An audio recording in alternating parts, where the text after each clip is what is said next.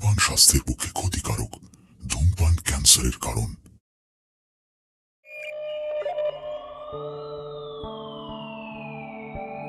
নমস্কার বন্ধুরা, কেমন আছেন আপনারা?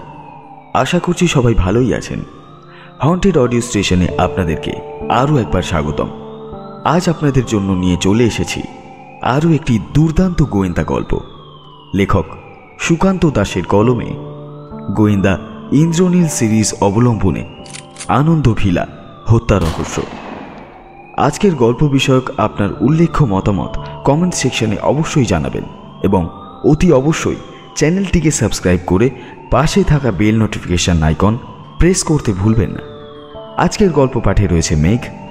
শুনতে থাকুন আমাদের আজকের নিবেদন আনন্দ ভিলা হত্যা রহস্য।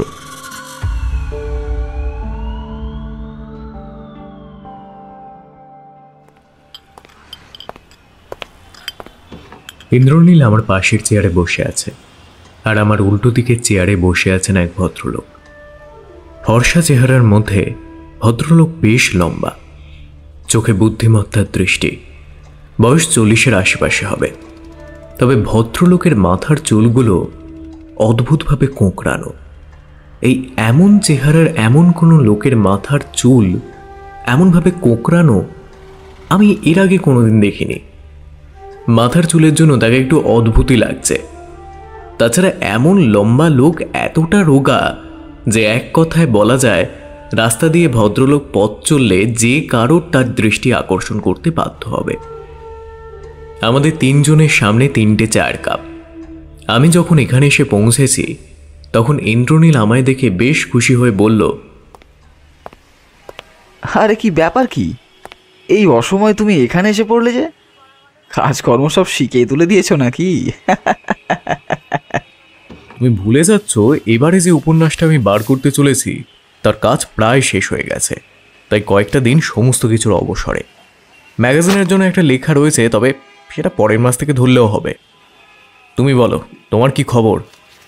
ইন্দ্রনীলের হাতে কেস না থাকলে সে বাকি সময়টা বই পড়ত এবং পুরনো খবরের কাগজ জোগাড় করত।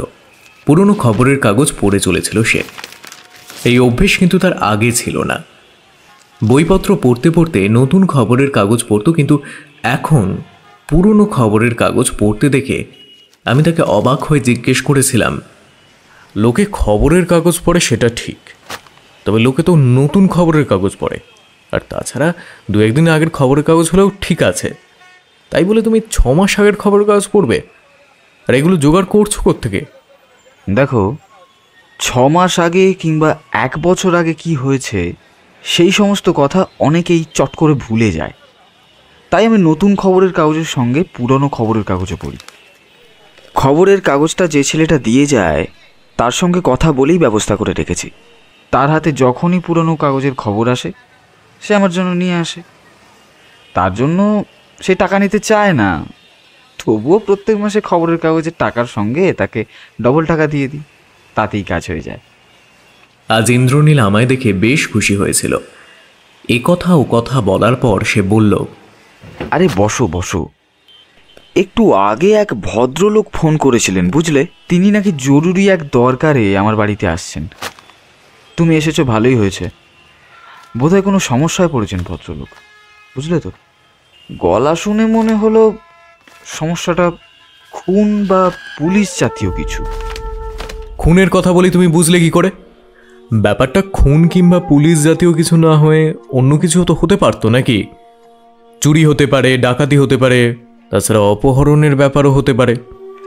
প্রথমত ব্যাপারটা অপহরণ কিংবা চুরি ডাকাতি হলে মানুষ কিন্তু আগে পুলিশের কাছেই যায়। তাছাড়া তিনি আমায় টেলিফোন করেছিলেন তাও প্রায় ভোর রাত্রের দিকে। তার মানে তুমি বলতে চাইছো ভদ্রলোক তোমাকে ভোর রাতের দিকে ফোন করেছিলেন, কিন্তু তিনি এখনো এসে পৌঁছননি? ব্যাপারটা কি বলো তো? মানে টেলিফোনে কিছু বলেছেন? চলে আসার তো কথা, হয়তো কিছুক্ষণের মধ্যেই এসে পড়বেন। তবে টেলিফোনে কিন্তু আমাকে কিছুই বলতে চাননি। বিশেষ এক প্রয়োজনে আমাকে বাড়িতেই থাকতে বললেন। এই সমস্ত কথা বলতে বলতেই ভদ্রলোক এলেন এবং নমস্কার প্রতিনমস্কারের পালা শেষ করে সামনের চেয়ারে বসলেন। জগন্নাথ দাকে দেখে আমি চায়ের কথা বলে দিলাম। তারপরে ভদ্রলোক কথা বলতে শুরু করলেন। ক্ষমা করবেন ইন্দ্রনীল বাবু, শেষ রাতের দিকে আপনাকে টেলিফোন করে প্রথমত বিরক্ত করছি। মানে এই সময় আপনার বাড়িতে এসে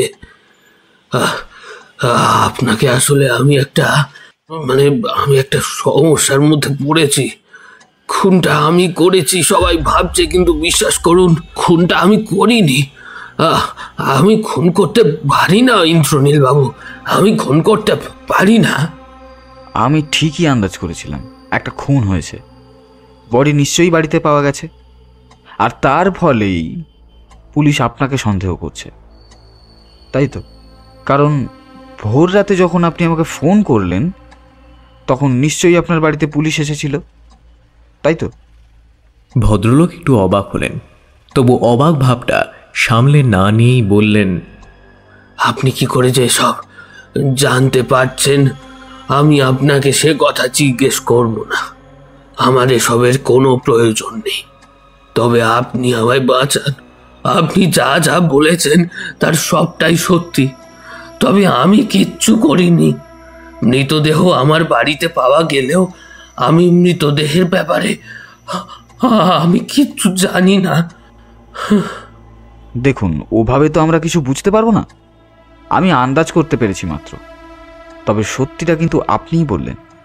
এবারে কাল রাতে আসলে কি হয়েছিল এবং আপনি আমায় টেলিফোন করার পরেই বা কি হয়েছে তার সমস্ত কথা আমাকে খুলে বলুন। আর প্রথমে যেটা বলবেন সেটা হলো আপনার বাড়িতে আপনি ছাড়া আর কে কে থাকে? আমি ছাড়া এখানে আর কেউ থাকে না। এখানে আমার ব্যবসা আছে একটা, তাই আমার এখানে একাই থাকতে হয়। বাড়িটা আমি ভাড়া নিয়েছি, বাড়িটা দোতলা। এই বাড়ির যে আসল মালিক তিনি এই শহরে থাকেন, তবে এইখানে থাকেন না। তবে বাড়ির সমস্ত দায়িত্ব তিনি আমার উপর দিয়েছেন এবং গোটা বাড়িটাই আমার। তাই বুঝতেই পারছেন, বাড়িতে কোনো সমস্যা হলে তার দায়িত্বটাও আমার উপরেই পড়ে। বাড়িতে আমি ছাড়া আমার একমাত্র কাজের লোক নন্দলাল রয়েছে। আচ্ছা, এবার আমায় বলুন কাল রাতে ঠিক কি হয়েছিল? প্রতিদিন কাজ সেরে বাড়ি ফিরতে ফিরতে আমার ওই 8টা বেজে যায়। আসলে তার আগেই আমি ফিরি। পরে খুব একটা হয় না, পরে হয় খুব কম, বিশেষত রবিবার যখন আমাদের সমস্ত কাজকর্ম বন্ধ থাকে। রবিবার দিন বাড়ির বাইরে বেরোলে, কোথাও ঘুরতে গেলাম বা কিংবা ধরুন অন্য কোথাও গেলাম, তখন ফিরতে দেরি হয়। তাছাড়া আমাদের বাড়ি আগেই বলেছি এই শহরে, তাই একটু তাড়াতাড়ি সকালের দিকে সেখানে চলে যায়। আমার কাজের লোক সারাদিন বাড়িতেই থাকে, সন্ধেবেলা কিংবা বিকেলের দিকে ফিরে আসে। ওরা এখানে আসে না, কারণ এইখানে আমার একতলায় সমস্ত জিনিসপত্রে ভর্তি রয়েছে ওই ব্যবসার মালপত্র। আমি আর আমার কাজের লোক থাকি দোতলায়। কাল ছিল রবিবার, কাল সকালে আমি গিয়েছিলাম, তবে কাল রাতে আমার ফেরার কথা ছিল না। এখান থেকে পরদিন সকালে আমি আমাদের কাজ বেরিয়ে যাব, তারপর সেখান থেকে সন্ধ্যের দিকে ফিরে আসব, এমনটাই কথা হয়েছিল। কিন্তু বাড়িতে ফিরতে আর তেমন সময় লাগলো না, কারণ এক জায়গায় যাওয়ার কথা ছিল, সেইখানে আর যাওয়া হলো না। তো বিকেল পর্যন্ত সময় কাটিয়ে সন্ধেবেলা আমি বাড়ি ফিরে এলাম। আপনি যে সন্ধেবেলা বাড়িতে ফিরে আসবেন সে কথা আর কে জানতো? আমি ছাড়া আর কেউ জানতো না। আমাদের ওই বাড়িতে, আমাদের যৌথ পরিবার, আমার দাদা ভাই, বাবা মা, আমার স্ত্রী, ছেলে, সবাইকে নিয়েই সেই পরিবার নিয়ে আমি এখানে থাকি। ওই আগেই বলেছি আপনাকে, কাজের প্রয়োজনে। তবে ইচ্ছা আছে আরও একটা বাড়ি খুঁজে সেখানে চলে যাব। তো তেমন একটা বাড়ি কিনেও নিলাম। পরে সেখানেই ব্যবসার জিনিসপত্র থাকলো আর আমরাও থাকলাম। তবে বাড়ি পুরোপুরি ছাড়তে চাইছি না, কারণ বাড়িটার জমিটা অনেকটা আছে। তাছাড়া বাড়ির মালিকানা নিয়েও একটা সমস্যা, মানে বাবা যে উইল করে আমাদের সবাইকে সমান ভাগে সবকিছু দিয়ে যাবেন তেমনও নিশ্চয়তা নেই। জমির যেটুকু অংশ আমার কাছে আছে সেটুকু আমি ছাড়তে চাই না, তাই স্ত্রী আর ছেলে ওখানেই রয়েছে। মানে অন্য কারোর নয়, বাড়ির অংশটা যাতে হাতছাড়া না হয়ে যায় তাই স্ত্রী আর ছেলেকে ওখানে রেখে এসেছেন। বেশ, সেটা আপনার ব্যক্তিগত ব্যাপার, এখানে আমার হস্তক্ষেপ করার কোনো জায়গা নেই। তারপর এই বাজারে আমাদের বাড়ির এখনই যা দাম উঠেছে ইন্দ্রনীল বাবু, তা প্রায় অনেক। আমি গোটা জীবনের প্রায় 10 বছর ব্যবসাপত্র করেও অত টাকা রোজগার করতে পারবো না। আর তার চেয়ে 3 ভাগের 1 ভাগ যদি আমি পাই তাতে অনেক টাকাই থাকবে। বুঝতেই পারছেন যে সেই টাকা দিয়ে আমি এই শহরে যে কোনো একটা ছোটখাটো জায়গা কিনে নিতে পারবো। বাড়ি করার মতো টাকা হয়তো হয়ে যাবে ঠিকঠাকভাবে সব কিছু পেলে। তাছাড়া আমি বাড়ির বড় ছেলে, সেসব কথা থাক। সন্ধেবেলা বাড়িতে যখন ফিরে এলাম, আমার কাজের লোকটা তখন ঘুমাচ্ছিল। 1 তলার দরজায় ধাক্কাধাক্কি করে বেশ কিছুক্ষণ পর সে এসে দরজা খুলল।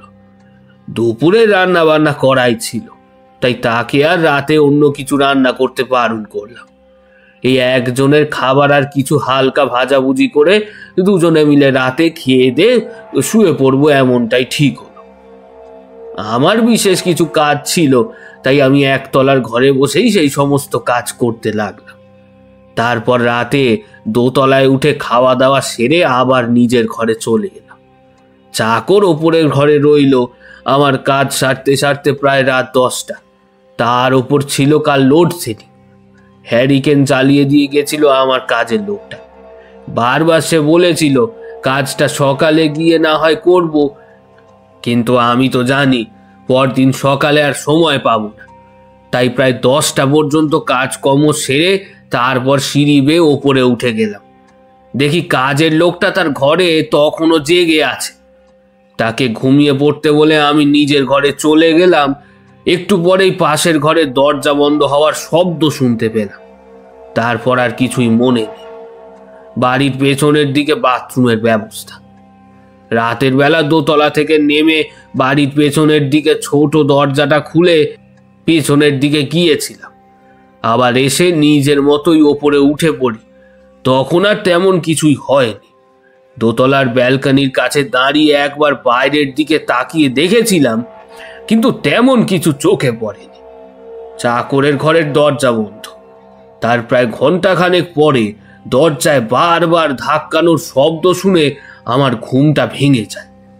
তাড়াতাড়ি উঠে দরজা খুলে দেখি আমার কাজের লোক নন্দলাল বেশ ভয় পেয়েছে। হাউমাউ করে সে যা বলল তার মানে খানিকটা এইরকম দাঁড়ায়। বাবু, বাবু শিগগিরই দরজা খুলুন, দরজা খুলুন, সর্বনাশ হয়ে গেছে। বাবু শুনছেন? রাত বিরাতে এমন চিল্লাচ্ছিস কেন রে? বাবু, বাবু তাড়াতাড়ি চলুন, আমাদের বাড়ির উঠোনে একটা মরা পড়ে আছে। কি বলছিস কি তুই? ঘুম চোখে কি না কি দেখেছিস? সত্যি বলছি বাবু, মাইরি বলছি।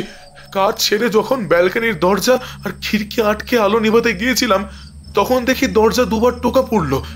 আমি জিজ্ঞাসা করলাম কে, কিন্তু বাবু কোনো উত্তর পেলাম না। সেই দেখে খানিকক্ষণ পর যখন সদর দরজা খুললাম, দেখি কেউ নেই, তবে দরজার পাশেই পড়ে রয়েছে একজনের দেহ। নন্দলালের কথায় আমি ভয় পেয়ে গেলাম। তাড়াতাড়ি ব্যালকনির কাছটা এসে উঠোনের দিকে তাকিয়ে দেখি সত্যি সত্যি উঠোনের এক পাশে সামনের দিকে দরজাটার গা ঘেঁষে দেওয়ালের কাছে কে যেন পড়ে রয়েছে। এবার সমস্যা হলো, মৃতদেহ যখন আমার বাড়িতে রয়েছে তখন পুলিশ এলে তো আমাকে নিয়েই টানাটানি করবে। তাই ভালো করে ব্যাপারটা আগে দেখা দরকার। নিচে নামতে যাব, সেই সময় হঠাৎ লোডশেডিং হয়ে যায়। বাড়িময় অন্ধকার। সেই সময় নন্দকে বলে একটা হ্যারিকেন চালালাম। ভয় ভয় নন্দকে সঙ্গে নিয়ে হ্যারিকেনের টিমে আলোর ভরসায় আস্তে আস্তে নিচে নামলাম। দরজা খুলে দিয়ে দেওয়ালের দিকে এগিয়ে গিয়ে দেখি লোকটা সত্যি সত্যি মারা গেছে। বুকের ওপর কেউ ছুরি বসিয়েছে, মাথাটা নিচের দিকে ঝোঁকা, দেওয়ালের কাছে যেন হেলান দিয়ে বসে রয়েছে। বুকের কাছ থেকে রক্ত বেরিয়ে গোটা জামা কাপড়ে ছড়িয়ে পড়েছে। সে কি বিভৎস দৃশ্য ইন্দ্রনীল বাবু, সে কি বিভৎস দৃশ্য। আচ্ছা, তার মানে আপনি নন, আপনার কাজের লোকটি প্রথম মৃতদেহ দেখতে পেয়েছিল। কিন্তু আপনি তো বললেন আপনি বাথরুমে যাওয়ার জন্য পিছনের দরজার দিক দিয়ে বেরিয়েছিলেন, তখন তো আপনি কিছু বুঝতে পারেননি। তাহলে আপনার কাজের লোক মৃতদেহ দেখলো কিভাবে? আমি ব্যালকনিতে গিয়ে দাঁড়ালেও আমার চোখ একবারও দরজার দিকে যায়নি। আমি তো দূরের দিকে তাকিয়েছিলাম। আসলে বাড়ির সামনের দিকে উল্টো দিকে যে ফাঁকা জায়গাটা আছে, সেই জায়গাটা আমাদের সামনের এক প্রতিবেশীর। তার কাছে জায়গাটা কেনার জন্য অনেকবার কথাবার্তাও বলেছিলাম। সেদিন আকাশে চাঁদের আলো ছিল, সেই আলোতে ওদিকে তাকিয়ে কি যেন ভাবছিলাম, তারপরেই ঘরে চলে যাই। তবে আমার কাজের লোকটি সমস্ত দিকে বেশ খুঁটখুঁটে, সে সব কিছু ভালো করে দেখে শুনে রাখে। রান্না বান্না, ঘরের কাজ সব কিছুতেই সে এমন। সে ব্যালকনি থেকে নিচের দিকে নেমে আসার আগেই প্রথমে বাইরের দরজাটার দিকে তার চোখ পড়েছিল, আর তখনই ব্যাপারটা দেখতে পেয়ে সে আমাকে ডেকে নিয়ে যায়। তারপর যে আর কি করব কিছুই বুঝতে পারছিলাম না।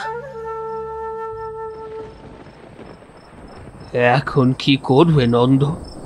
পুলিশ জানলে তো আমরাই বিপাকে পড়ব। কি বলছেন বাবু? পুলিশ যদি জানতে পারে তাহলে আরো সর্বনাশ হবে। আপনি তো কিছুই করেননি। তাছাড়া মৃতদেহটা বাইরে থেকে কেউ এখানে এনে ফেলেছে বলেই মনে হচ্ছে। পুলিশে খবর দিয়ে দিন, পুলিশেরা এসে তদন্ত করে খুঁজে বার করুক্ষণ। আমরা যখন কিছুই করিনি তখন আমাদের চিন্তা কিসের? আমি ভাবলাম তার কথাই ঠিক, পুলিশে খবর দেওয়া দরকার, না হলে পুলিশ ঠিক খুঁজে বার করবে। বলা যায় না কোথায় কি হয়েছে, রাতের অন্ধকারে ভালো করে দেখতেও পাবো না। টানাটানি করতে গিয়ে কোথাও রক্ত লেগে থাকবে, তখন সেই রক্তের দাগের জন্য পুলিশ আমাদের নিয়ে আসবে। তাই তখনই নন্দলালের কথায় টেলিফোনটা পুলিশকে করে তারপর পাশের বাড়ির এক ভদ্রলোককে খবরটা জানালাম। সে কিন্তু সমস্ত কথা শুনে বিস্ফারিত হয়ে আমার দিকেই তাকালো। মনে হলো সে কেমন যেন আমাকেই সন্দেহ করছে। তখনই বুঝতে পারলাম যে কাজটা বড্ড ভুল হয়ে গেল। কেন ভুল হয়ে গেল কেন? তাছাড়া পুলিশ যখন আসছে তখন তো এমনিই পুলিশ সব কিছু দেখতে পেত, তখন আশেপাশের লোকেরাও সব কিছু জানতে পারত। ব্যাপারটা লোকটাকে জানাতেই যেন মনে হলো যে এই খুনটা আমি করেছি। তাই সঙ্গে সঙ্গে মুখের ওপর দরজাটা বন্ধ করে দিল সে। আপনাকে বলেছিলাম না, পাশের সামনের এক প্রতিবেশীর বাড়ির সামনে একটা ফাঁকা জায়গা রয়েছে, সেটা কেনার জন্য তাকে বারবার বলেছিলাম আমি, তার কথাই বলছি। তারপর পুলিশ যখন এলো তখন কি হলো? পুলিশ এসে আমায় আর আমার কাজের লোক নন্দলালকে জেরা করল। নন্দলাল সমস্ত সত্যি কথাই বলছিল, সব সত্যি। সত্যি বলছি ইন্দ্রনীল বাবু, নন্দলাল বাবু এমন ভাবে পুলিশকে সব কথা বলেছিল যেমন ভাবে আমিও বলতে পারবো না। শুনেছিলাম নন্দলালের বাড়িতে একসময় যেন কেউ একজন পুলিশ ছিল, তারপর তার পরিবারটা ভেঙে যায়। নন্দলাল আমার কাছেই কাজ করত, সেখান থেকেই আমার সঙ্গে আমি তাকে রেখে দিয়েছি। আচ্ছা, তার মানে আপনি বলতে চাইছেন একজন লোক আপনার বাড়ির দরজায় এসে মারা যায়, আর তারপর পুলিশ সেই মৃতদেহের খোঁজ পেয়ে আপনাকে সন্দেহ করে, কিন্তু পুলিশ তো আপনাকে গ্রেপ্তার করেনি। হ্যাঁ, তার কারণ তাদের কাছে সঠিক কোনো সাক্ষ্য নেই। নন্দলাল আর আমায় ওরা অনেকক্ষণ জেরা করেছে। তাছাড়া আমার এক বন্ধু রয়েছে যে উকিল, তার সঙ্গে আমি কথা বলেছিলাম। আমার সেই বন্ধুই কিন্তু আপনার কথা আমায় বলেছেন। তিনি জানিয়েছেন আইনের দিক থেকে তিনি যেটুকু করার সেটুকু তো করতে পারেন, এবং পুলিশ এত সহজে আমায় গ্রেপ্তারও করতে পারবে না, কারণ সঠিক কোনো প্রমাণ নেই। আমার বাড়িতে মৃতদেহ পাওয়া মানেই আমাকে গ্রেপ্তার করা যাবে না, কিন্তু যদি অন্য রকম কিছু হয়ে যায়, মানে আমার বিরুদ্ধে যদি কোনো প্রমাণ পুলিশ খুঁজে বের করতে পারে, আরে বলা তো যায় না মশাই, যদি কোনো প্রমাণ এমন পেয়ে যায়। আমি তাই বুঝতে পারছি না আমি কি করব। শেষের দিকে ভদ্রলোকের কথাগুলো যেন কেমন এলোমেলো বলে মনে হচ্ছিল। তিনি বড্ড ভয় পেয়ে গেছেন। তাই ইন্দ্রনীল তাকে থামাবার জন্য বলল, আপনি চিন্তা করবেন না, আপনার বন্ধু যখন উকিল তখন সমস্ত দিকটাই তিনি জানেন। তাছাড়া আপনার বাড়িতে খুনের অস্ত্র হিসেবে বা অন্য কোনো প্রত্যক্ষ কিছু প্রমাণ না পেলে আপনাকে গ্রেফতার করলেও পুলিশ আপনার কিচ্ছু করতে পারবে না। কিন্তু আপনার কাজের লোক ওই নন্দলাল, সে কি বিশ্বস্ত? মানে তাকে কি বিশ্বাস করা যায়? কি বলছেন কি? সারাদিন আমি বাড়িতে থাকি না, সমস্ত কিছুই নন্দলালের হাতে। বাড়িতে কত টাকার জিনিসপত্র থাকে, নন্দলাল বিশ্বাসী লোক, সে এসব কিচ্ছু করতেই পারে না। একটানা এতক্ষণ ধরে ইন্দ্রনীল আর ভদ্রলোক কথা বলে চললেন। এবার আমি সুযোগ পেয়ে বললাম, হ্যাঁ, আপনার সমস্ত কথাই আমি শুনলাম আনন্দবাবু, কিন্তু সমস্যাটা হচ্ছে যখন আপনি উঠেছিলেন তখন আপনি কিছু দেখতে পাননি, যখন নন্দলাল উঠেছে তখন সে দেখতে পেয়েছে। তা এই দুটো সময়ের মধ্যে পার্থক্যটা ঠিক কতক্ষণের বলতে পারবেন? আমি যখন উঠেছিলাম তখন 12:30 কিংবা তার কাছাকাছি একটা সময় হবে, কিন্তু যখন নন্দলাল আমায় ডেকে তুলেছিল তখন রাত প্রায় 2টো বাজে। পুলিশ চলে গেল যখন, তখন প্রায় 5টা। তখনই তো আমি আপনাকে টেলিফোনটা করলাম। যখন পুলিশ এসেছিল তখন নিশ্চয়ই আশেপাশের সবাই আপনার বাড়িতে এসেছিল, ভিড় করেছিল। পুলিশ এসেছে এমন একটা খবর ছড়িয়ে পড়লে কে না আসে বলুন তো? তাছাড়া একটা খুন হয়েছে, পুলিশ আসবে, আশেপাশের লোকেরা আসবে, এটাই তো স্বাভাবিক। ইন্দ্রনীল যেন গভীরভাবে কিসব ভাবছিল, তারপর বলল, তার মানে আপনার ব্যবসার কাজ এখন বন্ধ রয়েছে, আপনিও সারাদিন বাড়িতেই আছেন। একটা কাজ করা যাক, বিকেলের দিকে আমি আপনার বাড়িতে যাব। এই সময় আমার একটা কাজ রয়েছে, নইলে এখনই যেতাম। আপনার সঙ্গে বাড়িতে গিয়ে সমস্তটা দেখা দরকার। তাছাড়া নন্দলালের সাথে কথা বলার দরকার আছে কিছু। দেখুন, আমি ধরেই নিলাম তদন্তের পর জানা গেল যে আপনি খুনটা করেছেন, এবং এরকম বহুবার ঘটেছেও। তো সুতরাং সমস্ত প্রমাণ যদি আপনার দিকে ইঙ্গিত করে তখন কিন্তু আমি আপনাকেও ছাড়ব না, যতই আপনি আমার মক্কেল হন না কেন। না মানে আসলে আমি খুনটুন করতে যাব কেন? বুঝতেই পারছেন আমি বড্ড ঘেঁটে আছি। যে পুলিশ অফিসার কেসটা দেখছেন তার নাম কি? বিনয় বাবু, আমাদের লোকাল থানার দারোগা। ঠিক আছে, আপনি এখন আসতে পারেন।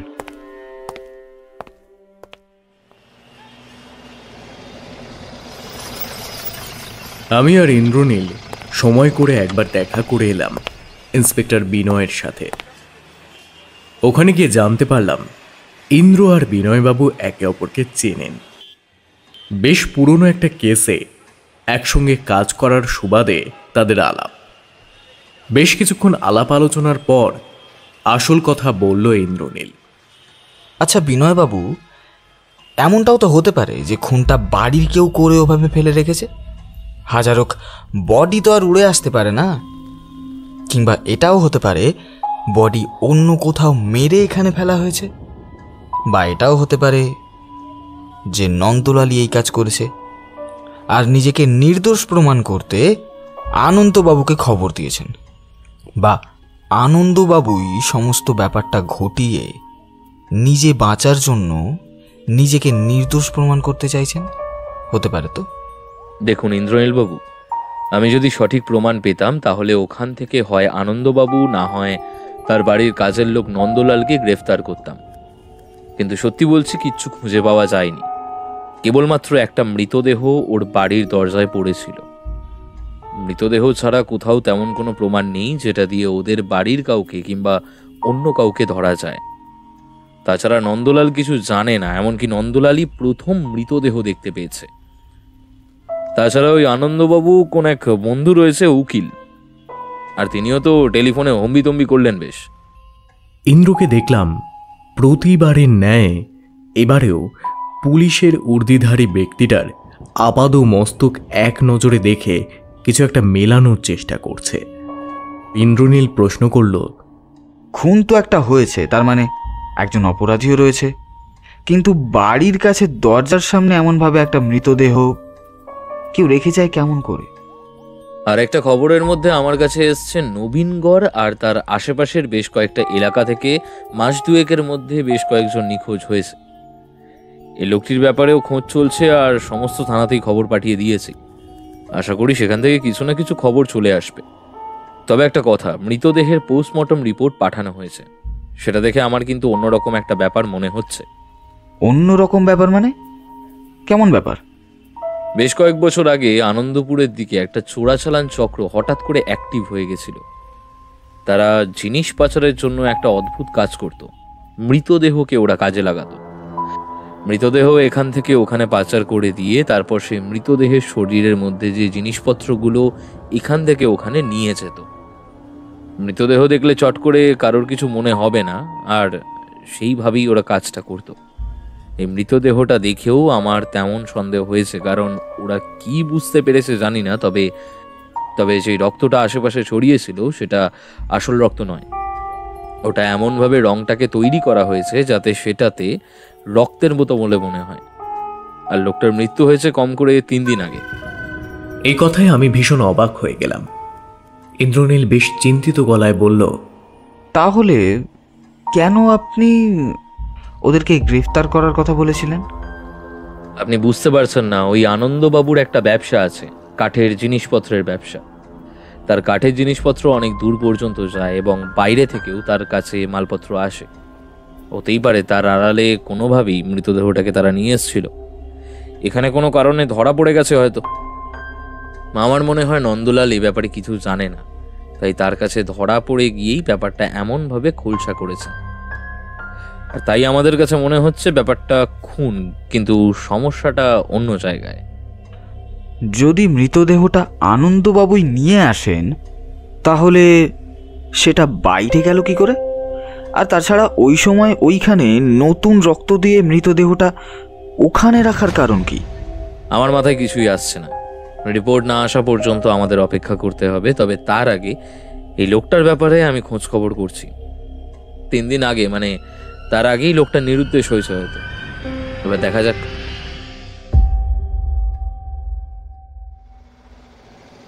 বিনয়বাবুর সাথে কথা বলে আমরা বাড়িতে ফিরে এলাম। এই কেসে তারা একসাথে কাজ করছে। বিনয়বাবু বেশ ভালো লোক এবং ইন্দ্রনীলের সঙ্গে তার কাজ করতে খুব একটা অসুবিধা হবে না, সেটাও আমি বুঝে গেছি।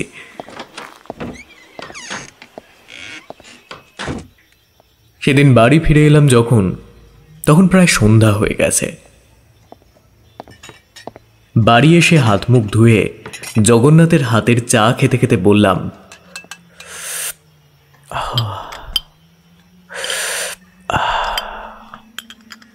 আমি তাহলে বেরোই, বুঝলে?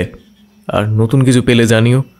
কিন্তু ব্যাপারটা যদি একটা সাজানো খুন হয়ে থাকে তাহলে কেউ আনন্দবাবুকে ফাঁসাতে চাইছে। কিন্তু এত সহজ ব্যাপারটা যে কিছুই বুঝতে পারছি না।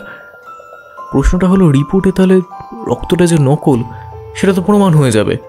তাহলে সেটাই তো বুঝতে পারছি না। এত পরিকল্পনা করে এত কিছু করে কেউ কেন এমনভাবে ধরা পড়ে যাওয়ার মতো কাজ করবে? মাথায় কিচ্ছু আসছে না মাথায়। ঠিক আছে দেবেশ, রাত হতে চললো, তোমারও দেরি হয়ে যাচ্ছে। তুমি বরং এখন বেরিয়ে পড়ো, কাল বরং সময় মতো চলে এসো, তখন কথা হবে। আমি বেরিয়ে পড়লাম।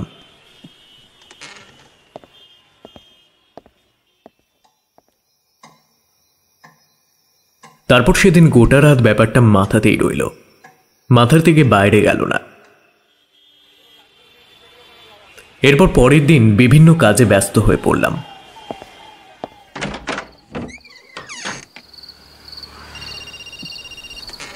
সন্ধেবেলা বাড়িতে ফিরে এসে নিজের ঘরে বসেছি, এমন সময় টেলিফোনটা এলো ইন্দ্রনীলের।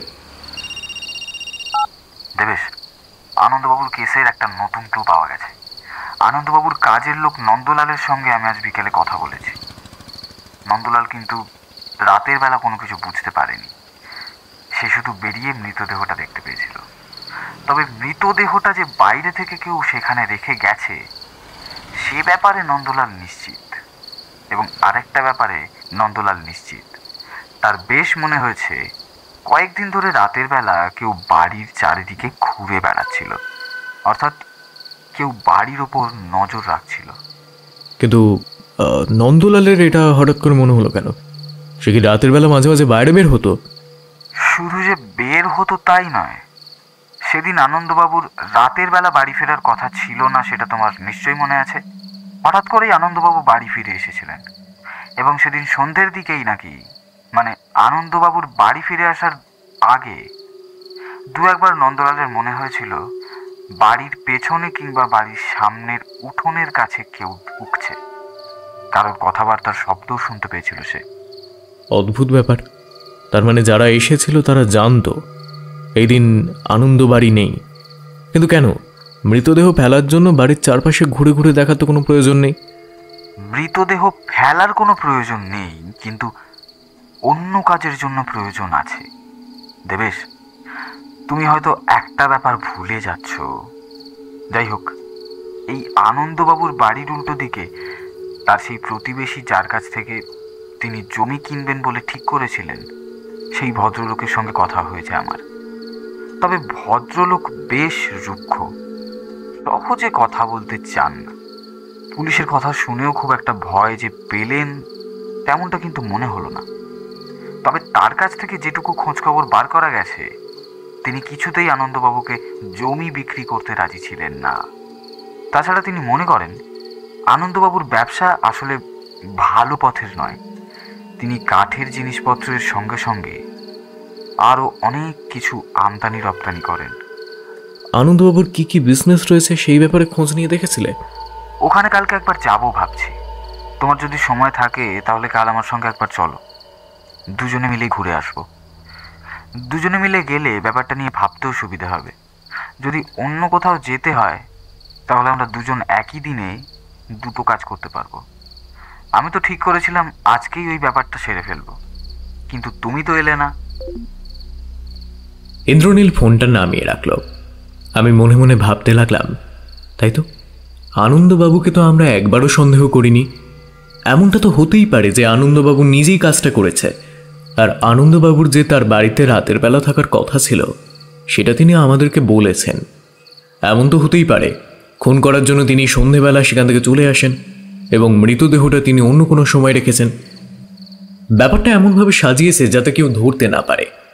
আর নকল রক্ত তিনিই হয়তো জোগাড় করে ছড়িয়েছেন যাতে অন্য কারোর মনে হয় আসল রক্তের সঙ্গে নকল রক্তের। কিন্তু সেখানে একটা সমস্যা রয়েছে। মৃতদেহ 3 দিন আগের পুরনো। 3 দিন ধরে মৃতদেহটা কোথায় রইল? আনন্দবাবুর একতলার ঘরে, যেখানে তার কাঠের মালপত্র রয়েছে সেখানে? তাহলে কি নন্দলাল মিথ্যে কথা বলছে?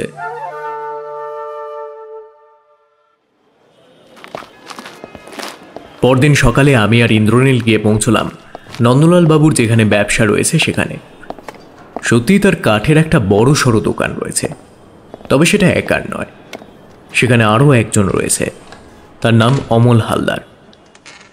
তিনি সমস্ত কথা শুনে বললেন, আপনাদের কোথাও একটা ভুল হচ্ছে। আনন্দকে তো আমি এখন থেকে চিনি না, অনেক আগে থেকে চিনি। তার আসল বাড়ি তো এই কাছেই। সেখানে খোঁজ নিলে আপনিও জানতে পারবেন তার বাড়ির লোকরা ঠিক কেমন। হ্যাঁ, সম্প্রতি জমি জমা নিয়ে একটু সমস্যা ওদের হয়েছে, তাই আনন্দ প্রায় কয়েক বছর হলো আলাদা থাকে। খুন তো দূরের কথা, ব্যবসায় মাঝে মাঝে একটু বাঁকা পথে টাকা উপার্জন করা যায়, তবে সেই সব কথা আনন্দকে বললে সে কখনো রাজি হবে না। উল্টে আমায় হুমকি দেবে, আমি যদি এমন কিছু করি তাহলে সে নাকি আমার সঙ্গে ব্যবসায় থাকবে না। কথাটা বলতে বলতে অমলবাবু হাসতে লাগলেন।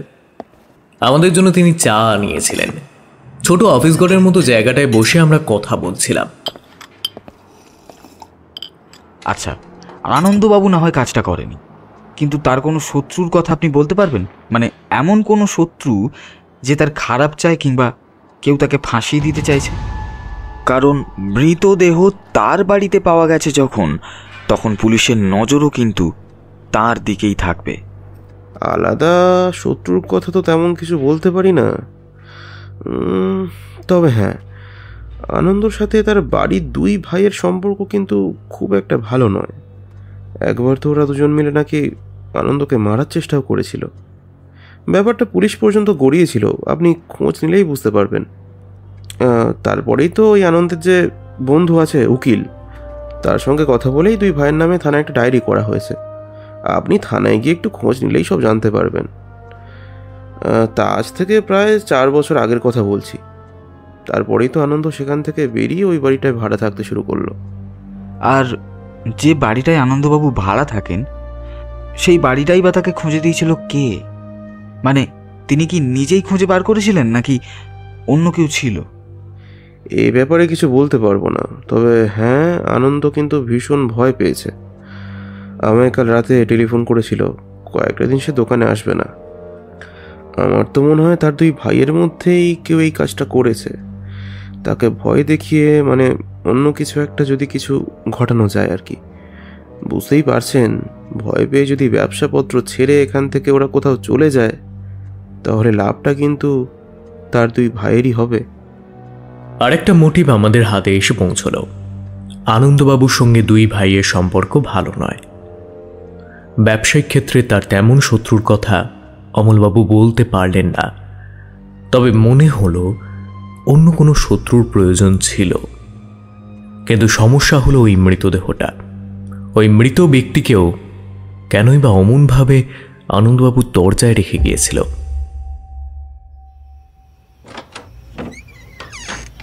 অমলবাবুর কাছ থেকে ফিরে এসে ইন্দ্রনীল কেমন যেন হতাশভাবে বাড়িতে বসেছিল। আমি বুঝতে পারছিলাম সে কিছুই মেলাতে পারিনি। আমিও তো কিছুই বুঝতে পারছি না। মৃত্যু হলো অচেনা একটা মানুষের, তার সঙ্গে আনন্দবাবুর সম্পর্ক কি? কোনো না কোনো সম্পর্ক তো নিশ্চয়ই আছে। আশেপাশের এলাকা থেকে হঠাৎ করে লোকজন নিরুদ্দেশ হয়ে যাওয়া, তারপর বিনয়বাবুর ওই চালান চক্রের সম্বন্ধে কথা বলা না বলার মধ্যে কোথাও না কোথাও একটা সম্পর্ক তো নিশ্চয়ই আছে।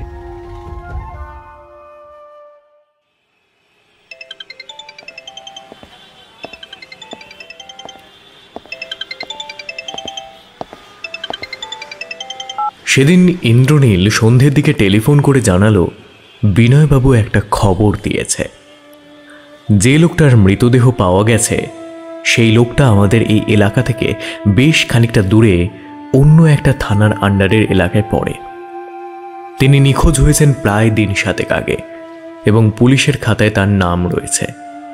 সেই এলাকার একটা দলের সঙ্গে জড়িয়েছিল একসময়, তবে পরে সেই দলের কিছু লোক ধরা পড়ে যাওয়ায় বাকিরা চুপচাপ করে যায়। পুলিশের সন্দেহ ছিল তারা চুপি চুপি নিজেদের কাজ করত এবং বিনয়বাবুর সন্দেহ ঠিক ছিল। এই লোকটাও ওই চোরাচালান চক্রের সঙ্গে যুক্ত ছিল। খবরটা পেয়ে ইন্দ্রনীল প্রায় 2 দিনের জন্য কোথায় যে হারিয়ে গেল তা আমি বুঝতে পারলাম না। তাকে টেলিফোন করলে জগন্নাথ দা টেলিফোন ধরে বলতো সে নাকি বাড়িতে নেই, ফিরতে ফিরতে রাত হবে। অথচ সন্ধ্যার পর তার বাড়িতে গেলেও তার দেখা পেতাম না। বসে থাকতে থাকতে একসময় অধৈর্য হয়ে ফিরে আসতে হতো। 3য় দিনের দিন সন্ধেবেলার দিকে ইন্দ্রনীল নিজে টেলিফোন করে আমায় ডাকল। আমি যখন গিয়ে পৌঁছলাম তখন রাত 8টা বাজে। আমি তো ঘরে ঢুকেই বললাম, কি ব্যাপার, তুমি তো পুরো ডুমুরের ফুল হয়ে গেছো। 2 দিন কোনো পাত্তা নেই, টেলিফোন নেই, কিচ্ছু নেই। আশা করি জগন্নাথদা তোমায় বলেছিল আমি একবার টেলিফোন করেছিলাম, আর জগন্নাথদা এটাও বলেছিল যে আমি সন্ধ্যের দিকে এসেছিলাম। আসলে একটু সমস্যা হয়ে গেছিল গো আমার। বাড়িতে ঢুকতে ঢুকতে অনেক রাত হয়ে যাচ্ছিল। আর জগন্নাথদা কিন্তু মিথ্যা কথা বলেনি। আমি যে তোমায় টেলিফোন করব সেই কথা সত্যি, কিন্তু সেটা আর হয়ে ওঠেনি জানো। আমি যখন বাড়িতে ঢুকেছি তখন অনেক রাত। সেই সময় নিশ্চয়ই তোমাকে ফোন করাটা ঠিক হবে না। আবার ভোরবেলা আমি বাড়ি থেকে বেরিয়েও গেছি।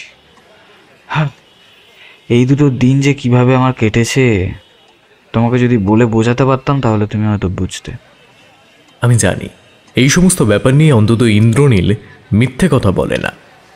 সে মিথ্যে কথা বললে হাসতে হাসতে বলে এবং তা ধরা পড়ে যায়। আর তাছাড়া নিজের প্রয়োজনে কিংবা অপরাধের মুখ থেকে সত্যি কথা বলার সময় সে মিথ্যে কথা বলে। কিন্তু এখন যখন তার মুখে এমন কথা শুনলাম, বুঝতে পারলাম তার মানে কেসটা সত্যি গভীর হয়ে পড়েছিল।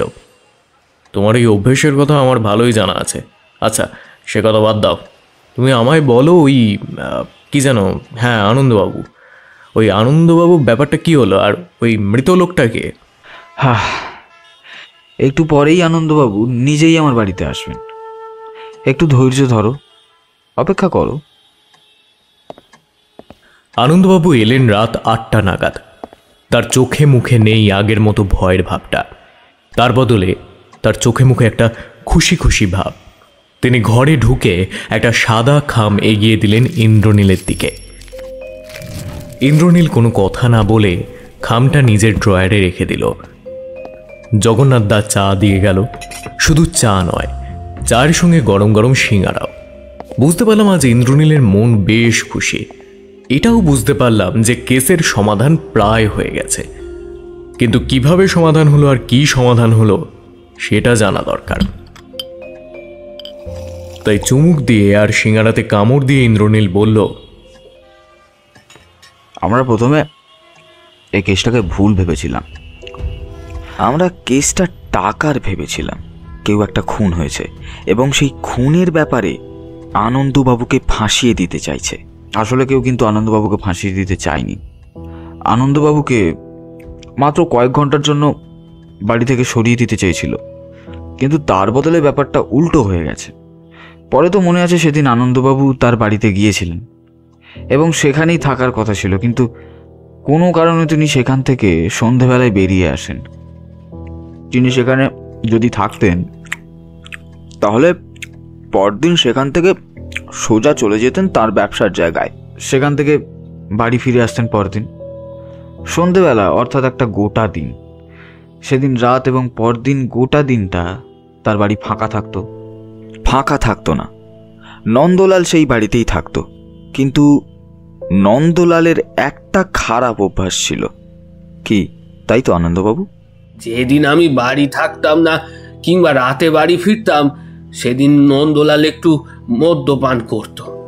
তবে নন্দলালের অভ্যেসটা খারাপ হলেও নন্দলাল কিন্তু সন্ধ্যাবেলা খাওয়া দাওয়া সেরে ঘরের সমস্ত কাজ গুছিয়ে রেখে সমস্ত কিছু বন্ধ করে তারপর মদ্যপান করত। কোনো সমস্যা কিন্তু তার জন্য হতো না, সেজন্য সে তৈরি করে নিয়েছিল ব্যাপারটা। কিন্তু আমি চলে আসায় সে আর কাজটা করেনি। মদ্যপান করার পর কোনো ব্যক্তি নিশ্চিন্তে ঘুমাবে, এটাই স্বাভাবিক। তার মানে বাড়িতে সে থাকলেও, বাড়ির ভেতরটা সুরক্ষিত হলেও বাড়ির বাইরে কিন্তু ফাঁকাই রয়েছে। এবার আসল কথা বলি। আনন্দবাবু এখন যে বাড়িতে থাকেন সেই বাড়িতে আগে থাকতেন অবনী মুখুজ্জে বলে একজন ভদ্রলোক। তিনি তার বাড়ি আনন্দবাবুর হাতে ভাড়ায় দিয়ে শহরের অন্য জায়গায় চলে যান। এই বর্তমানে আনন্দবাবুর বাড়ির উল্টো দিকে যে প্রতিবেশী আছেন তিনি ওখানে অনেক দিন ধরেই রয়েছেন। তোমার মনে আছে বিনয়বাবু একটা পাচার চক্রের কথা বলেছিলেন? সেই পাচার চক্রের সঙ্গে আসলে এই আনন্দবাবুর বাড়ির উল্টো দিকের ভদ্রলোকটি কিন্তু জড়িয়ে রয়েছেন। আনন্দবাবু তার জমিটা কিনতে চাইছেন, কিন্তু তিনি সরাসরি তাকে বারণ করছেন না, আনন্দবাবুর সঙ্গে যোগাযোগটা এবং কথাবার্তা বজায় রাখার জন্য। তিনি যখনই আনন্দবাবুর বাড়িতে আসতেন তখনই আসতেন রাতের বেলা, কারণ আনন্দবাবু রাতের বেলায় বাড়ি থাকতেন। রাতের বেলা আনন্দবাবুর বাড়িতে এসে তিনি ভালোভাবে সব কিছু লক্ষ্য করতেন এবং আনন্দবাবুর বাড়িটাকে একসময় তিনি ভাড়া নিতে চেয়েছিলেন, কিন্তু অবনী মুখার্জি জানতেন তিনি ভালো লোক নন, তাই তাকে বাড়িটা ভাড়া না দিয়ে আনন্দবাবুকে ভাড়া দেন। এবার তিনি চেয়েছিলেন আনন্দবাবুকে ওখান থেকে সরিয়ে দিতে। তার জন্য এমন কাজটা কেন? কারণ অনেক দিন আগে অবনী মুখুজ্জে এই বাড়িতে থাকার সময় এই বাড়িতে ওরা একটা জিনিস লুকিয়ে রেখেছিল।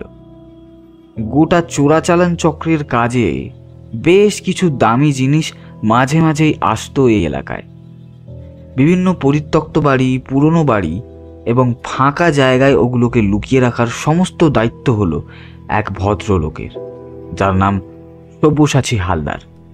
তিনি সুযোগ বুঝে রাতের দিকে চোরাই জিনিসটা ওই বাড়ির মধ্যে লুকিয়ে রাখে এবং তারপর অপেক্ষা করতে থাকেন সেই চোরা চালানের জিনিসের কালো বাজারে ভালো দাম ওঠার। বর্তমানে দাম আছে, কিন্তু জিনিসটা সেখান থেকে আর বার করে আনা যায়নি, কারণ নন্দলাল সারাদিনই থাকে। রাতের বেলা নন্দলালের সঙ্গে আনন্দবাবু বাড়িতে আছেন, কাজেই জিনিসটা ওরা আর বার করবে কখন?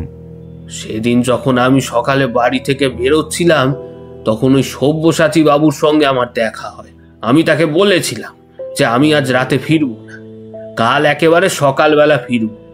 সকালবেলা ফিরে তার সঙ্গে না হয় একবার বসবো, এই জমির ব্যাপারে কথা বলার জন্য আর কি। সব্যসাচী বাবু কিন্তু তখন আমার সঙ্গে দাঁড়িয়ে কিছুক্ষণ কথাও বলেছিলেন। আসলে সব্যসাচীবাবু বুঝতে পেরেছিলেন এটাই সময়। তাছাড়া কালোবাজারে ওই জিনিসটার দাম বেড়েছে। আসলে জিনিসটা হলো একটা অষ্টধাতুর মূর্তি। সেই মূর্তিটার দাম এখন অনেক বেশি হয়েছে। পুলিশের কিছু খোঁজ খবর নিয়ে সেটাও জানিয়েছে। এইবার আসি আসল বক্তব্যে।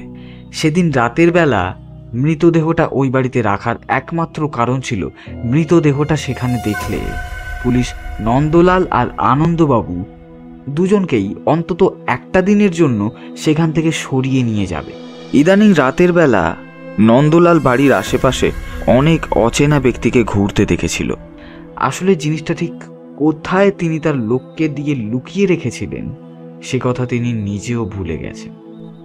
আর একটা মজার কথা কি জানো দেবেশ? যে লোকটা নিরুদ্দেশ হয়েছে সেই লোকটি সব্যসাচী বাবুর চোরা চালান দলের সেই লোক। সেই দিন রাত্রে ধরা পড়ার ভয়ে আনন্দ ভিলার মাটির তলায় অষ্টধাতুর মূর্তিটা লুকিয়ে রেখেছিল। এই আমার মাথা কাজ করছে না, আমি কিছু বুঝতে পারছি না।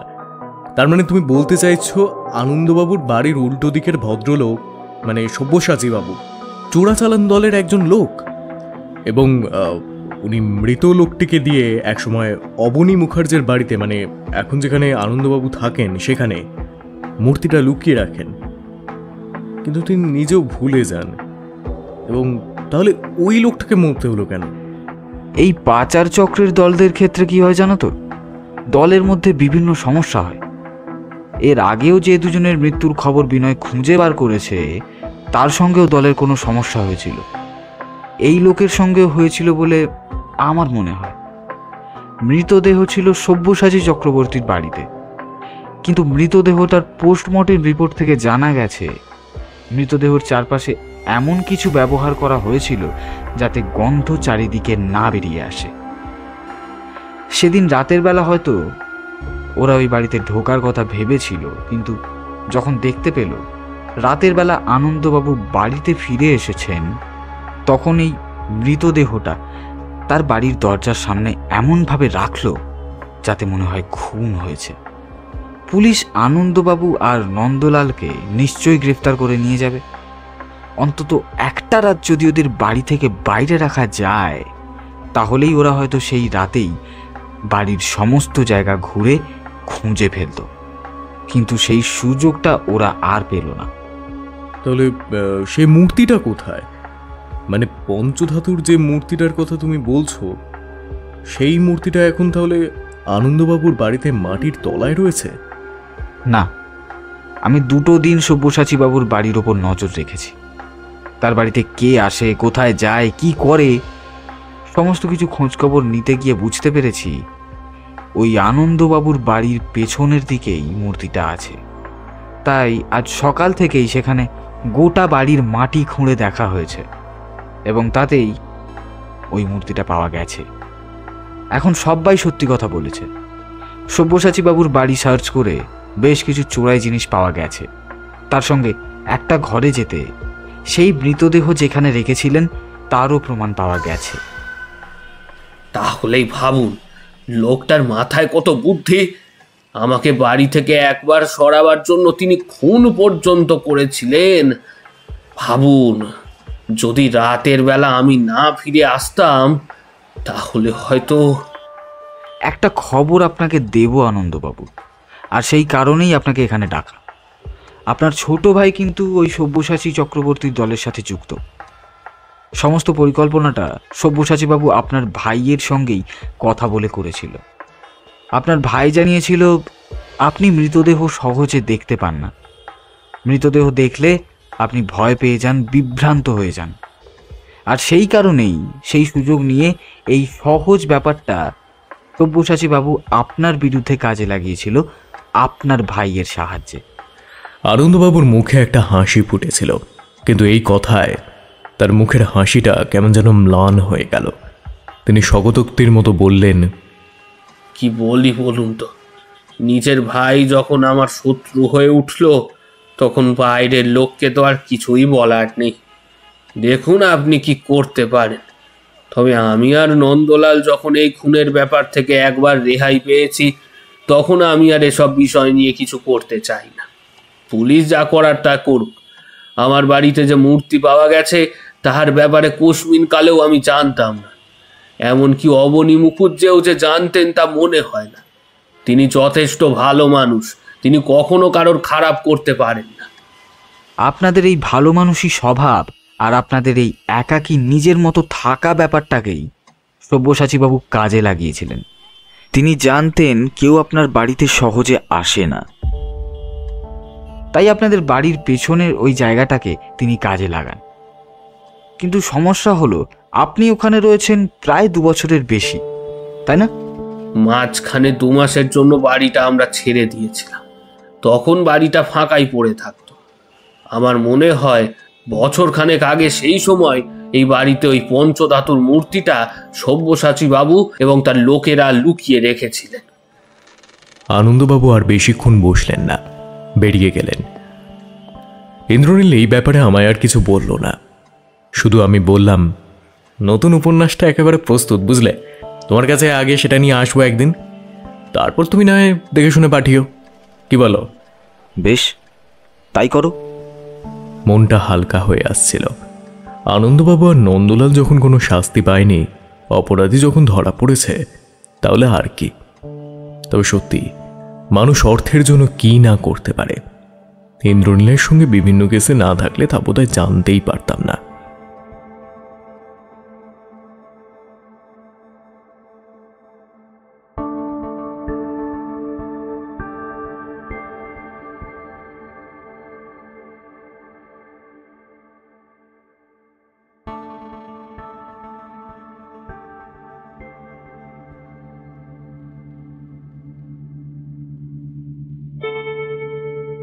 এতক্ষণ আপনারা শুনছিলেন লেখক সুকান্ত দাসের কলমে আনন্দ ভিলা হত্যা রহস্য।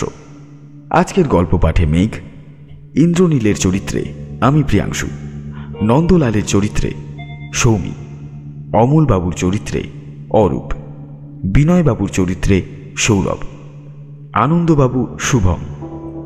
ডিরেকশনে টিম হন্টেড অডিও স্টেশন। গল্পটি আপনাদের কেমন লাগলো এই বিষয়ে আমাদের আপনার মূল্যবান মতামতটি জানান কমেন্ট সেকশনে। আর হ্যাঁ, আমাদের কিন্তু আপনারা স্পটিফাইতেও পাবেন। আর নিত্য নতুন আপডেট পেতে আমাদের ফেসবুক পেজটিকে ফলো করতে ভুলবেন না কিন্তু। আচ্ছা, আপনি কি লেখক বা লিখতে ভালোবাসেন আর আমাদের গল্প পাঠাতে চান কিংবা দলের সদস্য হতে চান?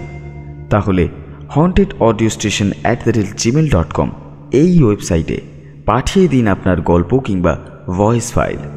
গল্পের ক্ষেত্রে শব্দ সংখ্যা ন্যূনতম 5000 আর ভয়েসের ক্ষেত্রে ন্যূনতম 4 মিনিটের ফাইল পাঠাবেন। নিচে অবশ্যই আপনার নাম এবং নম্বরটি অ্যাটাচ করতে ভুলবেন না। সিলেক্ট হলে আপনাদের সঙ্গে যোগাযোগ করে নেওয়া হবে। আজকের গল্প এখানেই শেষ হলো। আবারও দেখা হবে নতুন আরেকটি গল্পের সঙ্গে। সবাই ভালো থাকুন, সুস্থ থাকুন। ধন্যবাদ।